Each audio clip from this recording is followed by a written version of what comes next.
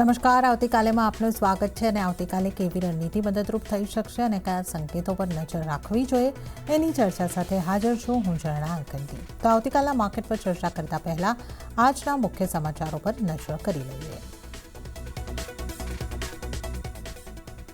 બજારમાં મે વાયદા સિરીઝની પોઝિટિવ શરૂઆત, પરંતુ ઉપલા સ્તરેથી ઘટીને બજાર થયા બંધ. નિફ્ટી સેન્સેક્સ લગભગ 1%ની તેજી સાથે બંધ. બેંક નિફ્ટી ઉપલા સ્તરેથી 775 પોઈન્ટ ઘટીને બંધ.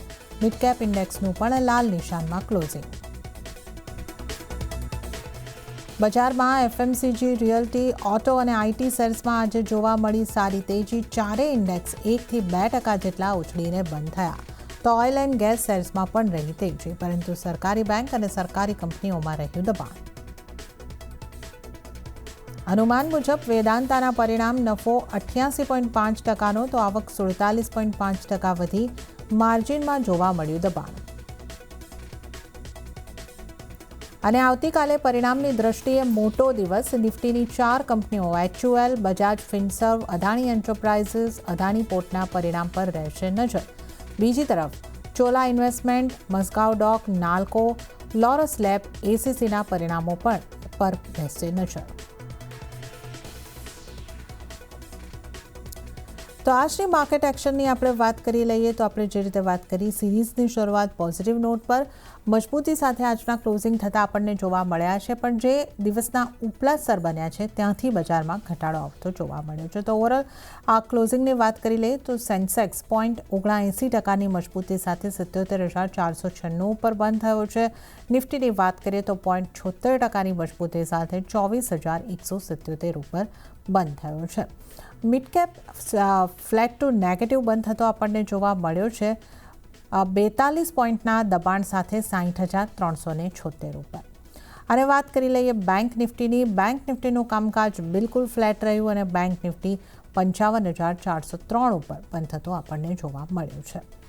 એડવાન્સ ડિક્લાઇન રેશિયો જોઈ લઈએ. 1446 સ્ટોક મજબૂતી સાથે લીલા નિશાનમાં બંધ થયા છે અને સામે 1653 સ્ટોક્સ દબાણ સાથે લાલ નિશાનમાં બંધ થતા જોવા મળ્યા છે. નિફ્ટીના ટોપ ગેનર્સ અને લૂઝર્સ ઉપર નજર કરી લઈએ. ગેનર્સની વાત કરીએ, આજનો ટોપ ગેનર કાઉન્ટર બની રહ્યો છે આઈટીસી, અને આઈટીસીમાં 3.88%ની મજબૂતી જોવા મળી છે. ટેક મહિન્દ્રામાં 3.67%ની મજબૂતી, મારુતિ સુઝુકી 2.83% મજબૂત, અને આ ઉપરાંત કોલ ઇન્ડિયા, રિલાયન્સ અને ભારતીય એરટેલ લગભગ 2.5 થી 3.5%ની મજબૂતી સાથે બંધ થતા જોવા મળ્યા છે. હવે આપણે ઘટનારા કાઉન્ટર્સ, નિફ્ટીના ટોપ લૂઝર કાઉન્ટર જોઈ લઈએ. ઇન્ટરગ્લોબ એવિએશન આજનો ટોપ લૂઝર કાઉન્ટર 2.19%નું દબાણ ઇન્ટરગ્લોબ એવિએશનમાં બન્યું છે. ત્યારબાદ ડોક્ટર રેડ્ડીઝ પર નજર કરી લઈએ. 1.83%નું દબાણ, અને એનટીપીસી 1.36%ના દબાણ સાથે બંધ થયો છે. આ ઉપરાંત આઈસીઆઈસીઆઈ બેંક, બજાજ ફિનસર્વ અને હિન્દાલ્કોમાં 0.5 થી 0.5%ના દબાણ આપણને જોવા મળ્યા છે. ત્યારે હવે આપણે ટોપ ગેનર્સ, ટોપ લૂઝર જોઈ લીધા છે અને હવે આપણે આવતીકાલના બજારની ચર્ચા કરીશું. આ માટે આપણી સાથે જોડાયા છે બુલવેવ રિસર્ચ ફર્મના અમિત બસ્તાકિયા.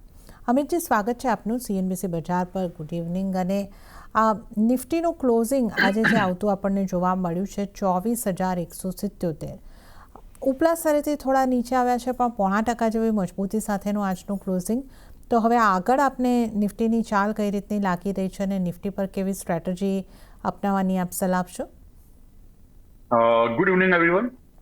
જો વાત કરીએ આજે નિફ્ટીમાં, તો આજે મે મહિનાની સિરીઝ તો એક સારી શરૂઆત થઈ હતી સવારે, પણ જે પ્રમાણે એક ક્રૂડમાં એક અપસાઇડની મોમેન્ટમ જોવા મળી અચાનક જ, અને એનું જ એક રિએક્શનના કારણે આપણે નિફ્ટીમાં એક ડાઉનફોલ જોવા મળ્યું છે. જો વાત કરીએ ટેકનિકલ લેવલની, તો નિફ્ટીમાં આપણે એક રાઇઝિંગ વેજ પેટર્નનું બ્રેકડાઉન જોવા મળ્યું છે અને એક ઇન્વર્ટેડ એબીસી પેટર્નનું ફોર્મેશન થઈ રહ્યું છે. નિફ્ટીમાં જો લેવલ જોવામાં આવે તો એક 24,400, 24,700 એક ઝોન છે, જેને હું હજુ પણ એક રેઝિસ્ટન્સ તરીકે જોઈ રહ્યો છું. પાછલા સપ્તાહમાં પણ આ જ લેવલ આપણે મેન્શન કર્યા હતા અને ત્યાંથી આપણે રિવર્સલ જોવા મળ્યું હતું. આવનારા સમય માટે પણ આ જ લેવલ એક રેઝિસ્ટન્સ એક ફેસ કરી શકે છે નિફ્ટી માટે. આ લેવલની આજુબાજુ નિફ્ટીમાં એક મૂવિંગ એવરેજ, ફિબોનાસી અને એક ટ્રેન્ડ લાઇનના મલ્ટિપલ્સ હર્ડલ આપણે અહીંયા જોવા મળી રહ્યા છે. તો પાછું એક ડિક્લાઇન જોવા મળી શકે છે નિફ્ટીમાં. તો નિફ્ટીમાં હાલમાં તો એક સેલ ઓન રાઇઝ કરીને ચાલવું જોઈએ. જો મળે છે નિફ્ટી આવનારા સમયમાં 24,300 ની આજુબાજુ, તો ત્યાં એક સેલ કરવું જોઈએ. 24,450 નો સ્ટોપ લોસ મેન્ટેન કરવો જોઈએ અને નીચેમાં નિફ્ટીમાં 23,800 થી લઈને 23,600 સુધીના લેવલ આપણે નિફ્ટીમાં જોવા મળી શકે છે. વાત કરીએ બેંક નિફ્ટીમાં, તો બેંક નિફ્ટીમાં પણ એક રાઇઝિંગ વેજ પેટર્નના આપણે બ્રેકડાઉન જોવા મળ્યા છે, અને નિફ્ટીની જેમ બેંક નિફ્ટીમાં પણ આપણે એક મૂવિંગ એવરેજ અને ફિબોનાચીના લેવલે એક હર્ડલ તરીકે એક જોવા મળી રહ્યા છે. જો કે બેંક નિફ્ટીની જો વાત કરીએ તો આપણે છેલ્લા 2 દિવસથી એક ઓવરલેપિંગ અને ટાઈમ પર એક સાઇડવેઝની પેટર્ન જોવા મળી રહી છે. તો બેંક નિફ્ટી માટે એક નવી એન્ટ્રી માટે એવોઇડની સલાહ રહેશે, પરંતુ નિફ્ટીમાં દરેક ઉછાળી એકવાર એક્ઝિટ કરना હશે, દરેક ઉછાળી સેલ કરીને ચાલવું. ઓકે, તો નિફ્ટી માટે જે સલાહ બની રહી છે અમિતજીની, અહીં આગળથી દરેક ઉછાળે સેલ કરો, સેલ ઓન રાઇઝિંગ સ્ટ્રેટેજી અપનાવવાની રહેશે. તો 24,300ના લેવલ મળે છે તો સેલ કરીને ચાલવાની સલાહ. 24,450નો સ્ટોપ લોસ અને ટાર્ગેટ જે છે એ 23,800 અને ત્યારબાદ 23,600ના નીચેની તરફના ટાર્ગેટ તમને બનતા જોવા મળી શકે છે. તો cell on rising strategy Nifty માટે અપનાવીને ચાલવાની સલાહ. અને બેંક નિફ્ટી ઉપર અમિતજીની જે સલાહ અહીંયા કરતી બની રહી છે, હાલમાં અવોઇડ કરીને ચાલો બેંક નિફ્ટીને, આ સલાહ બેંક નિફ્ટી ઉપર. તો હવે આપણે અમિતજીની સ્ટ્રેટેજી જાણી લીધી છે નિફ્ટી બેંક નિફ્ટી ઉપર. નિફ્ટી પર અન્ય નિષ્ણાતોની કેવી રીતની સ્ટ્રેટેજી બની રહી છે એના ઉપર નજર કરી લઈએ. શરૂઆત કરીએ જૈનમ શેર કન્સલ્ટન્ટ્સના કિરણ જાનીની સલાહ પર. કિરણ જાનીએ નિફ્ટીને બાય કરીને ચાલવાની સલાહ આપી છે 24,000 24,050ના લેવલ્સની આસપાસથી. ટાર્ગેટ તેઓ જોઈ રહ્યા છે 24,300નો અને સ્ટોપ લોસ 23,900નો રાખવાની સલાહ કિરણ જાની તરફથી. તો આગળ આપણે નજર કરીશું લેટિન મનહરલાલ ગ્રુપના રૂપેશ સોલંકીની સલાહ પર. રૂપેશજીએ નિફ્ટીના મે ફ્યુચરને બાય કરીને ચાલવાની સલાહ આપી છે 24,230ની આસપાસથી. ટાર્ગેટ તેઓ જોઈ રહ્યા છે 24,400થી 24,575નો. સ્ટોપ લોસ 24,040નો રાખવાની સલાહ રૂપેશ સોલંકી તરફથી મળી રહી છે. તો આપણે આ નિફ્ટીની સ્ટ્રેટેજી દરેક નિષ્ણાતોની જાણી છે, અને હવે આપણે અમિતજી સાથે સ્ટોકની ચર્ચાની શરૂઆત કરીશું. અમિતજી, એફએમસીજી સેક્ટરથી અહીંયા આગળથી આપણે શરૂઆત કરીએ. આઈટીસી આજે ટોપ ગેનર બન્યો છે, 3.88%ની મજબૂતી અહીંયા આગળથી આપણને આવતી જોવા મળી છે.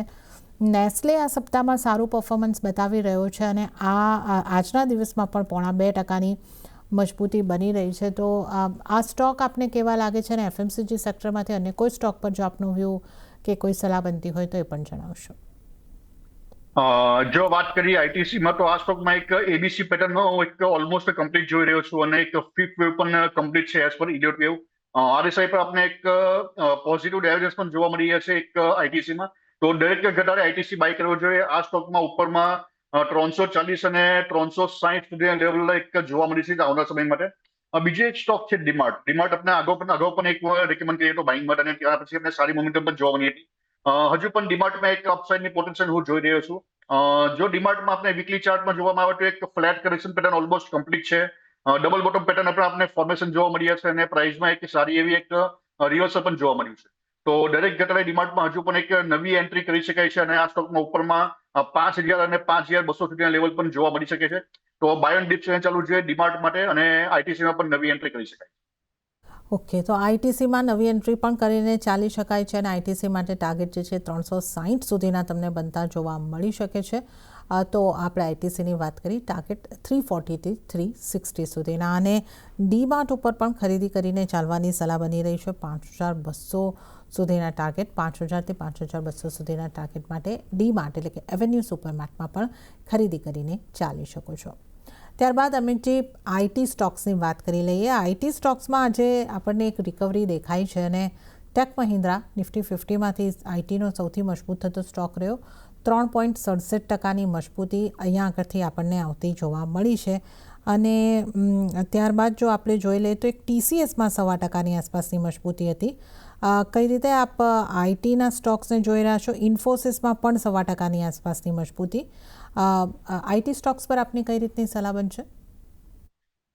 જો વાત કરીએ છીએ કે આઈટી સ્પેસિફિક આઈટી સ્ટોક્સમાં, તો હજુ પણ એક સાઇડવેઝ ટુ ડાઉનસાઇડ મોમેન્ટમ હું એક જોઈ રહ્યો છું, પરંતુ જો લોંગ ટર્મનો કોઈ વ્યૂ છે તો ડેફિનેટલી આ એક લેવલે તમે એક ધીમે ધીમે એક બાય કરી શકો છો સ્ટોક્સને.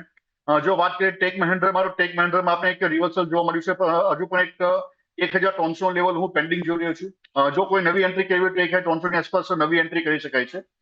વાત કરીએ ટીસીએસમાં, તો ટીસીએસમાં પણ જો નજર કરીએ તો આપણે એક રિવર્સલ તો જોવા મળ્યું છે, પરંતુ આ સ્ટોક માટે એક સપોર્ટ લેવલ હું જોઈએ છું અરાઉન્ડ 2,350. તો જો કોઈ નવી એન્ટ્રી કરવી છે તો એકવાર 2,350 લેવલની વેટ કરવી જોઈએ, ત્યાં એક નવી એન્ટ્રી આ સ્ટોક માટે કરી શકાય છે. અને વાત કરીએ HCL ટેકમાં, તો HCL ટેકમાં પણ હજુ પણ એક ડાઉન એક વેવ લાસ્ટ વેવ હું પેન્ડિંગ જોઈ રહ્યો છું અને આ સ્ટોકમાં અરાઉન્ડ 1100 સુધીનો એક આપણે લેવલ જોવા મળી શકે છે. પરંતુ જો કોઈનો લોંગ ટર્મ વ્યૂ હોય તો આ લેવલથી એક વધારે ડાઉનફોલ એક્સપેક્ટ નથી કરી શકાતો. એક sideways to down side move થોડો છે, પેન્ડિંગ છે, પરંતુ એટલા મેજર ફોલ હજુ કોઈ પેન્ડિંગ નથી લાગી રહ્યા. તો દરેક ઘટાડે આઈટી સ્ટોક્સમાં નવી એન્ટ્રી કરી શકે છે. જો તમારો વ્યૂ લોંગ ટર્મનો છે, એક વર્ષથી વધારાનો જો વ્યૂ હોય તો દરેક આઈટી સ્ટોક્સમાં દરેક ઘટાડે એક નવી એન્ટ્રી કરી શકે. ઓકે, તો આઈટી સ્ટોકમાં આજે અમુક આઈટી સ્ટોક્સની અંદર એકચ્યુઅલી આપણે કહેવા જઈએ તો રિકવરી આવતી દેખાય છે અને અહીં આગળથી જે સલાહ તમારા માટે બની રહી છે, દરેક ઘટાડે એકાદ વર્ષનો જો લાંબા ગાળાનો તમારો જો વ્યૂ બની રહ્યો હોય તો દરેક ઘટાડે તમે આઈટી સ્ટોક્સની અંદર એન્ટ્રી કરી શકો છો. અહીંયા આપણે ડિસ્કસ કર્યા છે tech Mahindra, TCS, HCL tech મહિન્દ્રામાં 2350 સુધીના ટાર્ગેટ બની શકે છે. તો ઘટાડે ખરીદી કરીને ચાલવાની સલાહ આઈટીની અંદર બની રહી છે. ત્યારબાદ ઓટો સ્ટોક્સની વાત કરી લઈએ. ઓટો સ્ટોક્સમાંથી આપણે જોઈએ તો આજના દિવસે મારુતિ સુઝુકી 2.83% મજબૂત થતો દેખાયો છે અને ત્યારબાદ M&Mમાં 2%ની મજબૂતી આપણને આવતી જોવા મળી છે. ઓટો સ્ટોક્સમાંથી કયા સ્ટોક્સ પર ધ્યાન હોવું જોઈએ અને ક્યાં આપની સલાહ બનશે અમિતજી? જો વાત કરીએ ઓટો સ્ટોક્સમાં તો મારુતિમાં જોવામાં આવે તો એક એઝ પર વ્યૂ 50 હજુ પણ પેન્ડિંગ જોઈ રહ્યો છું અને આપણે એકવાર આ સ્ટોકમાં 12,000 સુધીનો એક ઘટાડો જોવા મળી શકે છે. તો હાલમાં તો એક નવી એન્ટ્રી માટે અવોઇડની સલાહ છે મારુતિમાં.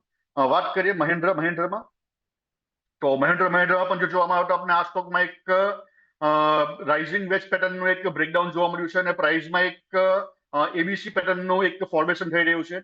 તો આમાં પણ એક સાઇડવેઝ ડાઉન સાઇડ મોમેન્ટમ જોવા મળી શકે છે મહિન્દ્રામાં. અને જો કોઈ નવી એક એન્ટ્રી કરવી હોય તો એક સ્ટોક છે JBM ઓટો. JBM ઓટોમાં જો જોવામાં આવે તો એક EV સેગમેન્ટની એક કંપની છે અને રિસન્ટલી આપણે ડબલ બોટમ પેટર્નના બ્રેકઆઉટ ડબલ બોટમ પેટર્નની રિવર્સલ પણ જોવા મળ્યું છે અને ટ્રેન્ડ લાઇનના પર આપણે બ્રેકઆઉટ જોવા મળીએ છે. તો આવનારા સમયમાં આ સ્ટોકમાં 650 અને 750 સુધીના લેવલ જોવા મળી શકે છે. બાય ઓન ડિપ્સ કરીને ચાલુ જોઈએ આ સ્ટોક. હવે સૌથી પહેલાં આપની પસંદગીના સ્ટોક્સ જાણી લઈએ તો કયા આપના ટ્રેડિંગ કોલ્સ બની રહ્યા છે? બે સ્ટોક રેકમેન્ડ કરવાનું પસંદ કરીશ. એક સ્ટોક છે એસ્ટ્રલ લિમિટેડ. જો વાત કરીએ એસ્ટ્રલમાં તો આપણે એક ડેલી ટાઈમ ફ્રેમમાં ટ્રેડ લાઇનના બ્રેકઆઉટ જોવા મળ્યા છે. પ્રાઇસ હાલમાં એક ફિબોનાસી લેવલ અને મૂવિંગ એવરેજના સપોર્ટ પર ઊભી છે અને રિવર્સલ પણ જોવા મળી રહ્યું છે. તો આ સ્ટોક બાય કરી શકાય છે. સ્ટોપ લોસ અહીંયા 1450 મેન્ટેન કરવો જોઈએ અને ઉપરમાં 1700 અને 1800 લેવલ એસ્ટ્રલમાં જોવા મળી શકે છે. બીજો એક સ્ટોક છે CDSL. CDSLમાં એક કન્ડિશનલ બાઇંગ છે, બાય ઓન ડિપ્સ ને ચાલુ જોઈએ. આ લેવલ હાલમાં એક એવોર્ડી સલાહ છે, પરંતુ જો ઘટાડા મળે છે 1225 ની આસપાસ તો CDSLમાં એક નવી એન્ટ્રી કરી શકાય છે. તો 1200-1225 લેવલની વેટ લેવી જોઈએ. આ લેવલની આસપાસ એન્ટ્રી કરીને ચાલો. સ્ટોપ લોસ 1100 અને 1400 અને 1500 ટાર્ગેટ CDSLમાં જોવા મળી શકે છે. અગર આ સ્ટોકમાં જોવામાં આવે તો આમાં પણ આપણે એક ટ્રેન્ડ લાઇનના બ્રેકઆઉટ જોવા મળ્યા છે અને પ્રાઇસમાં એક એબીસી પેટર્નનું ફોર્મેશન થઈ રહ્યું છે. તો દરેક ઘટાડે CDSL બાય કરીને ચાલવું જોઈએ. ઉપરમાં 1400 અને 1500 ટાર્ગેટમાં. ઓકે, તો અહીંયા આગળથી ખાસ કરીને બે સ્ટોક જે અમિતજીને પસંદ આવી રહ્યા છે એના ઉપર ખાસ નજર કરી લઈએ તો એક તો છે એસ્ટ્રાલ. ખરીદી કરીને ચાલવાની સલાહ અને એસ્ટ્રાલમાં ટાર્ગેટ 1700થી 1800ના બની શકે છે અને સ્ટોપ લોસ 1450નો રાખવાની સલાહ બની રહી છે. અને બીજો સ્ટોક જે અમિતજીને પસંદ આવી રહ્યો છે CDSLનો સ્ટોક છે અને અહીંયા પણ ખરીદી કરીને ચાલવાની સલાહ 1400થી 1500ના ટાર્ગેટ 1100નો સ્ટોપ લોસને ધ્યાને રાખીને ચાલો. તો આ બે અમિતજીની પસંદગીના સ્ટોક બની રહ્યા છે.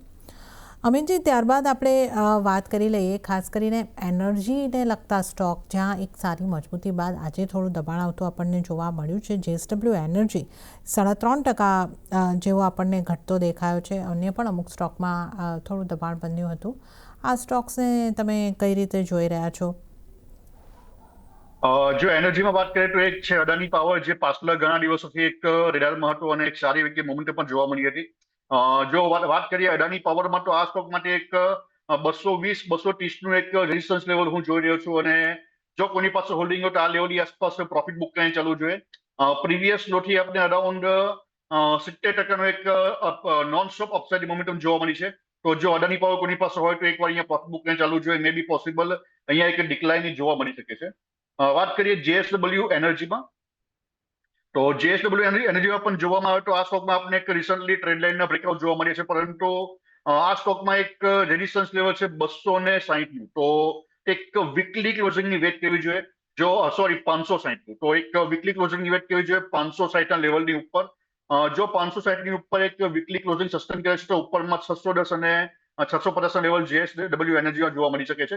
તો આ સ્ટોકને એકવાર હોલ્ડ રાખવાની સલાહ રહેશે. જો કોઈની પાસે હોલ્ડિંગ હોય તો સ્ટોપ લોસ અહીંયા મેન્ટેન કરવો જોઈએ. 520 ના સ્ટોપ લોસ સાથે ટ્રેડ કરીને ચલો.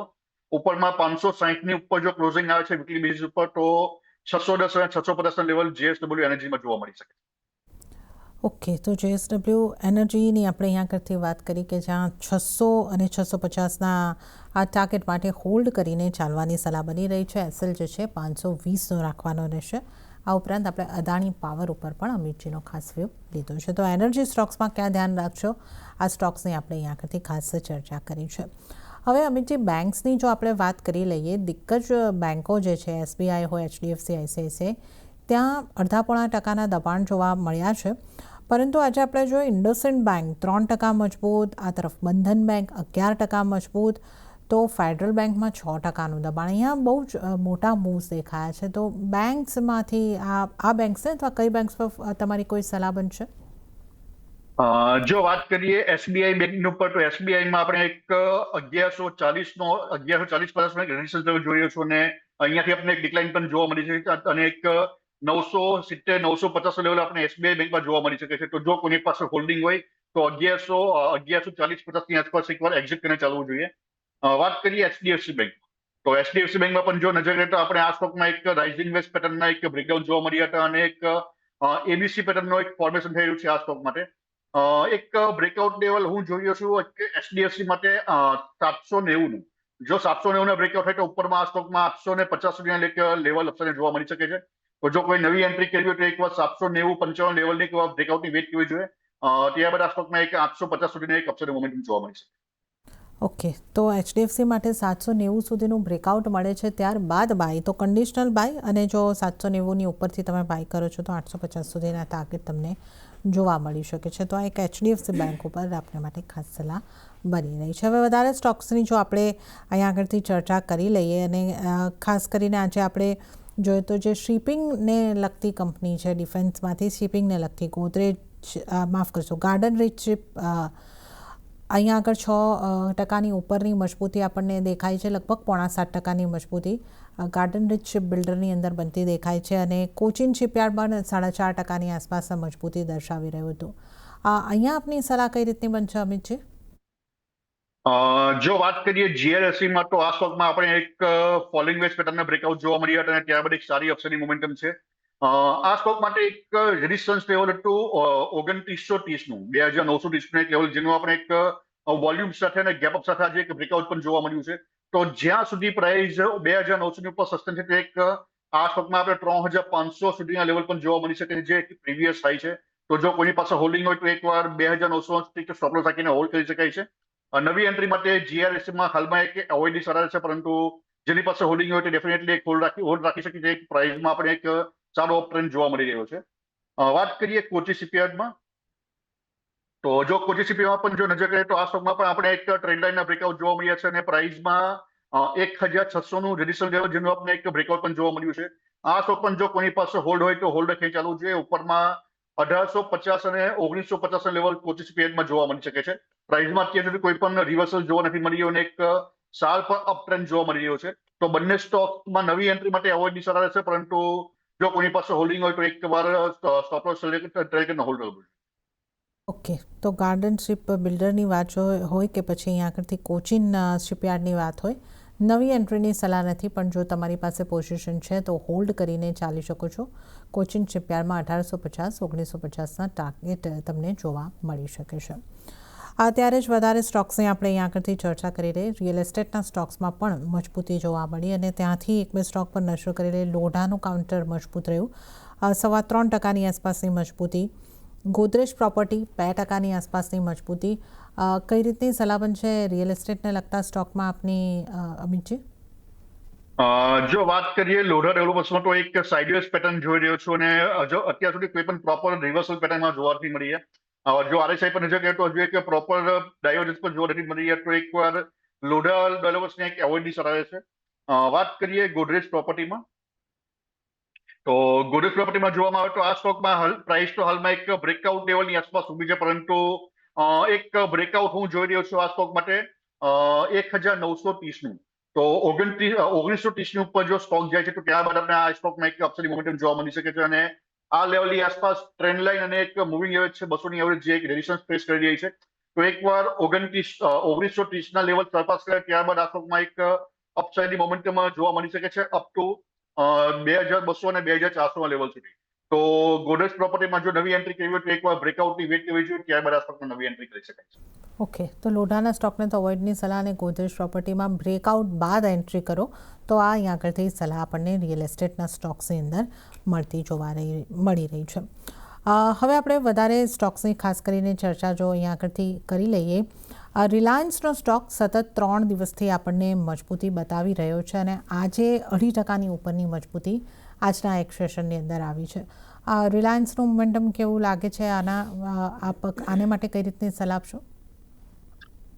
રિલાયન્સની ઉપર જો નજર કરીએ તો આ સ્ટોકમાં આપણે વીકલી ટાઈમ ફ્રેમમાં 200ની એવરેજથી આપણે રિવર્સલ જોવા મળ્યું છે અને ઉપરમાં આ સ્ટોકમાં આપણે 1500 સુધીનું એક અપસાઇડ મોમેન્ટમ જોવા મળી શકે છે. પરંતુ 1500 હું સ્ટ્રોંગ રેઝિસ્ટન્સ જોઈ રહ્યો છું અને ત્યાંથી મે બી પોસિબલ એક ડિક્લાઇન પણ જોવા મળી શકે છે. તો જો કોઈની પાસે હોલ્ડિંગ હોય તો 1500ની એક ટાર્ગેટ માટે વેઇટ કરવી જોઈએ અને આ લેવલની આસપાસ પ્રોફિટ બુક કરીને ચાલવું જોઈએ. ફિબોનાચીનું એક 61%નું લેવલ આ લેવલ પાસે આ પ્રાઇસ પાસે હું જોઈ રહ્યો છું. તો મે બી પોસિબલ અહીંયા એક પ્રોફિટ બુકિંગ પણ જોવા મળી શકે છે 1500ની આસપાસ. તો 1500ની આસપાસ એકવાર એક્ઝિટની સલાહ રહેશે રિલાયન્સ. ઓકે, તો રિલાયન્સને માટે 1500ની આસપાસથી એક્ઝિટ કરીને ચાલો, આ સલાહ અહીંયા આગળથી બની રહી છે. અને આપણે ખાસ જણાવી દઈએ કે આપ જે ચેનલ જોઈ રહ્યા છો CNBC બજાર, એનો કાર્યભાર નેટવર્ક 18 ચલાવે છે અને આનાથી મળતા આર્થિક લાભ જે છે રિલાયન્સ ઇન્ડસ્ટ્રીઝને મળે છે. તો એક ડિસ્ક્લેમર અને વધુ સ્ટોક્સની ચર્ચામાં આપણે અહીં આગળથી આગળ વધીશું. વેદાંતાના સ્ટોકમાં પણ આજે 5%ની અપમૂવ આપણને ખાસ કરીને જોવા મળી છે. આ સ્ટોક આપને કેવો લાગે છે?